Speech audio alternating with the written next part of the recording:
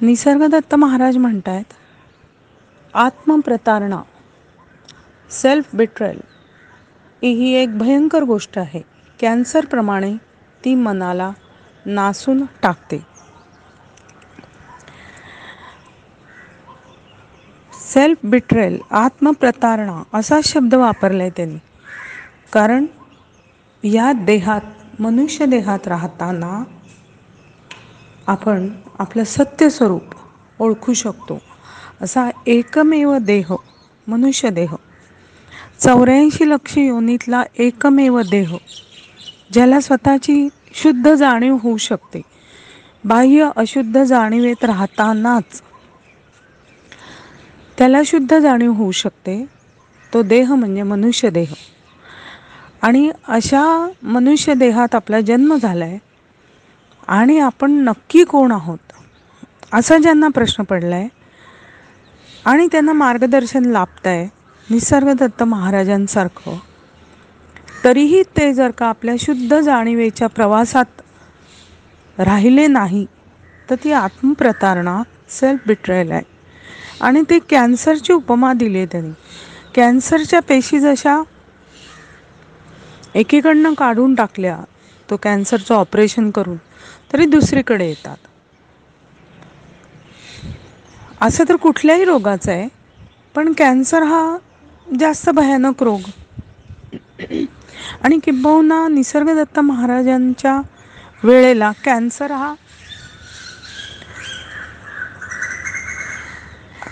हा फारच मोठ्या प्रकारे मोठा रोग असेल, ज्याला औषध नसेल. आता तर कोरोनासारखा रोग आहे.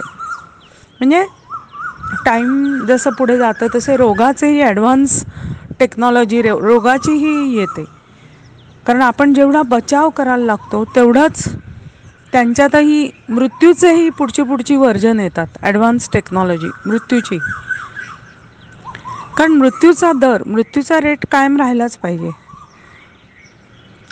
असं तर प्रत्येकाचं काय टार्गेट असेल ते ठरलेलं असेल निसर्गात. निसर्ग म्हणजे दुसरं कोण आहे? स्वतःच परमेश्वर. आणि तेच जणू काही निसर्गदत्त महाराज रूपाने आपल्याला शिक्षण देतात हे की मी कोण आहे. म्हणून ते म्हणतात की ते कॅन्सरसारखं आहे आणि ते मनाला नासून टाकतं. मनाचं त्यांनी सांगितलं इथे महत्त्व, की तुम्हाला जर का मी कोण आहे ह्या जर्नीमध्ये सगळ्यात कोण मदत करेल, ते जेव्हा तुम्ही अशा गुरूंकडनं शिक्षण घेताय, निसर्गदत्त महाराजांसारख्या आत्मसाक्षात्कारी सत्पुरुषांकडनं, आत्मज्ञानी सत्पुरुषांकडनं शिक्षण घेताय, आत्मज्ञानाच्या मार्गदर्शनानुसार आत्मज्ञानाच्या पथावर चालू लागलायत, तेव्हा सगळ्यात अडसर हर्डल कोण असेल? मन, युअर माइंड. आणि ते कॅन्सरचं उदाहरण का दिलं आहे? म्हणजे हायेस्ट काहीतरी रोग की ज्याला त्या वेळेला औषध नव्हतं. आता तर बऱ्यापैकी चांगली अवस्था आहे, कॅन्सर पेशंट रिकवर होत आहेत आत्ताच्या काळात. पण हे प्रवचन खूप 50-60 वर्षापूर्वी दिलेली आहेत, तेव्हा एवढं ॲडव्हान्स नसेल कॅन्सरचं, म्हणून त्यांनी दिलं आहे. सांगायचा मतलब की इतका मोठा रोग आहे तो आत्मप्रतारणा हा. आणि तो कुणाला ग्रासतो? शरीराला नाही, मनाला. स्थूलात कॅन्सर दिसतो आणि सूक्ष्मात हे आत्मप्रतारणा इज इक्वल टू सूक्ष्मातला कॅन्सर, अशी त्यांनी आज आपल्याला एक कल्पना यावी म्हणून सांगितलेलं आहे. की शरीराला जसा कॅन्सर होतो आणि त्याच्या पेशी एकीकडनं काढल्या तरी वाढत राहतात दुसरीकडे, तशा मनाला कॅन्सरसारखा रोग आत्मप्रतारणेचा लागला की तो कमी होत नाही आणि देहाचं महत्त्व वाढत राहतो. ते मन कारणीभूत होतं त्याला. म्हणून मनाच्या नमन अवस्थाकडे जायला हवं. कारण मन मृत होऊ शकत नाही आहे. आपण म्हणतो मन मेलं वगैरे, पण मनाने जर का परमेश्वरी गुण धारण केलेला इंद्रिय अवयव आहे ते. प्रत्यक्ष श्रीकृष्णाने गीतेत सांगितलं आहे की तुमच्या शरीरात मी मन आहे. तर मग परमेश्वरी गुण धारण केलेला अवयव हा सूक्ष्मातला, जो कुठल्याही मशीनखाली त्याचं चित्र येत नाही, त्याचं नेमकी प्लेसमेंट कुठे आहे ती कळत नाही, त्याची जागा. जसं आत्म्याचं चित्र कुठल्याही सोनोग्राफी एक्सरे खाली येत नाही, तसंच मनाचं नाही, कारण दोघंही परमेश्वरी तत्व आहे. आत्मा तर खुद्द परमेश्वर आहे, आत्माराम, आणि त्याचं हे साधन आहे त्याच्यापर्यंत पोचायचं मन, तेही परमेश्वरी गुण धारण केलेलं आहे. कारण त्या सूक्ष्मातल्या आत्माराम, तो परमपिता परमेश्वर, तो निर्गुण निराकार परमेश्वर जाणायचा, तर तसंच सूक्ष्मातलंच हवं ना साधन. ते जमत नाही, म्हणून तर सर्व संतांनी आपल्याला स्थूलातलं साधन दिलंय, नामस्मरण किंवा इतर कुठल्याही गोष्टी ज्या स्थूलात, व्रत वैकल्य, उपास तापास, हे सगळं स्थूलात आहे. म्हणून ते म्हणतात ना सगळे, म्हणजे मोठं हे प्रसिद्ध हे आहे की उत्तमा सहजावस्था, मध्यमा ध्यान धारणा, अधमा देवपूजाश्च, तीर्थयात्रा धमाधमा. अधमाहुनी अधमा तीर्थयात्रा. म्हणजे तिथं काय होतं, नुसतं पार्थिव मूर्तीला जाऊन तुम्ही नमस्कार करता आणि आनंद मानता, चांगलंच आहे, ते बेस आहे तो, ते काही वाईट नाही आहे. पण तुम्हाला जर का आपला मूळ रूप, शुद्ध अस्तित्व, शुद्ध जाणीव ह्याचा प्रवास करायचा असेल, तर तुम्हाला स्टेप बाय स्टेप वर स्वतःला उचलायलाच हवं. आणि त्यात महत्त्वाचं साधन कोण आहे, तर मन. आणि ते साधन कसं करायचं आहे माहिती आहे का, वापरायचं नाही, असं ते उलटं आहे त्याचा प्रवास. इतर साधनं वापरून आपल्याला मदत होते. म्हणजे उदाहरणार्थ आपण कुकिंग करतोय, तर आपल्याला कुकिंगमध्ये आवश्यक ती इन्स्ट्रुमेंट्स, आपलं गॅस आहे, भांडी आहे, भाजी आहे, मसाले आहेत, हे वापरून आपलं एक उत्तम आपलं कुकिंगचं पदार्थ बनतो. पण हे जे साधन आहे स्थूलात, हे अशी सगळी स्थूलातली साधनं वापरल्यावर आपल्याला ते जे काही टार्गेट आहे ते मिळतं, आपला जो काही उद्देश आहे तो सफल होतो. पण हे सूक्ष्मातलं आहे, स्वतःचं निर्गुण निराकार स्वरूप, जे आत येऊन बसलंय प्रत्येकाच्या. अखिल ब्रह्मांड त्यांनी व्यापलेलं आहे आणि ते आपल्यात पण आहे, फ्री ऑफ चार्ज, सेम क्वालिटीचं. त्याला जाणायचं ज्यांना वाटतंय, आवड आहे, प्रश्न पडलाय की मी कोण आहे, त्यांच्यासाठी हे सूक्ष्मातलं जाणायचं स्वतःचं रूप, निर्गुण निराकार आत्माराम. त्याच्यासाठी सूक्ष्म साधन आहे मन.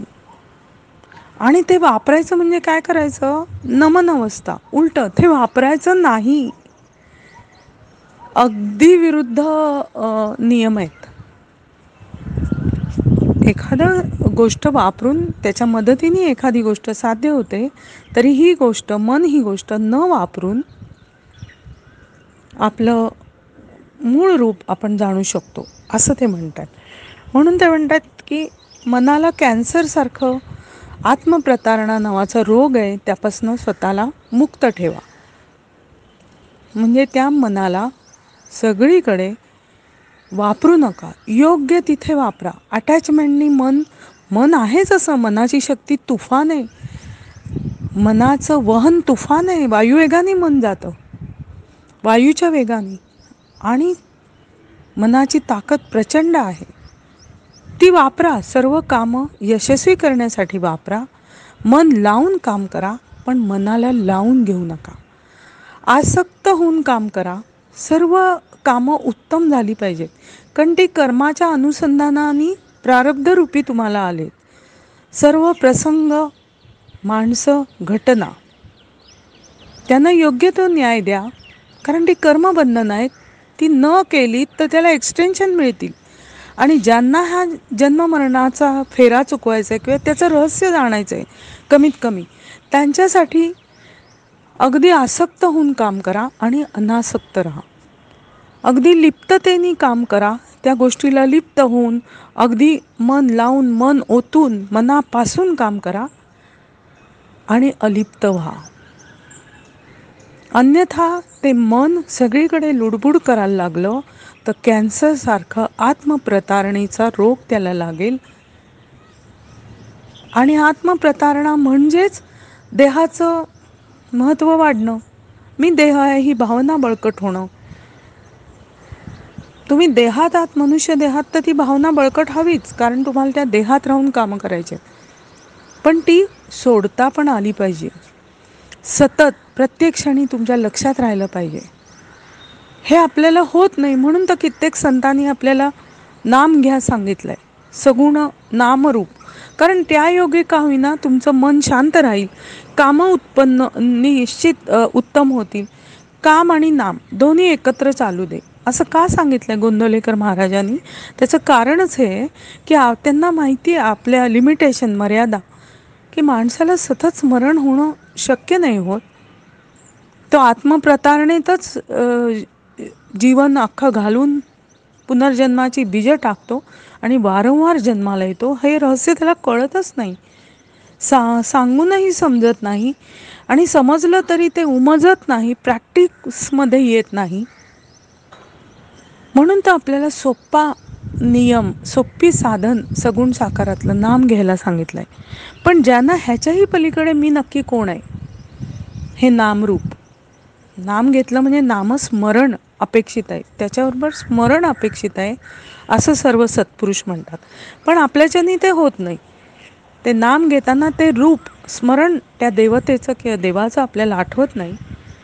म्हणून ते म्हणतात की ते कराच. पण ज्यांना असं वाटतं की अरे ह्याच्या पलीकडे पण मी कोण आहे नक्की, माझं अस्तित्व काय आहे,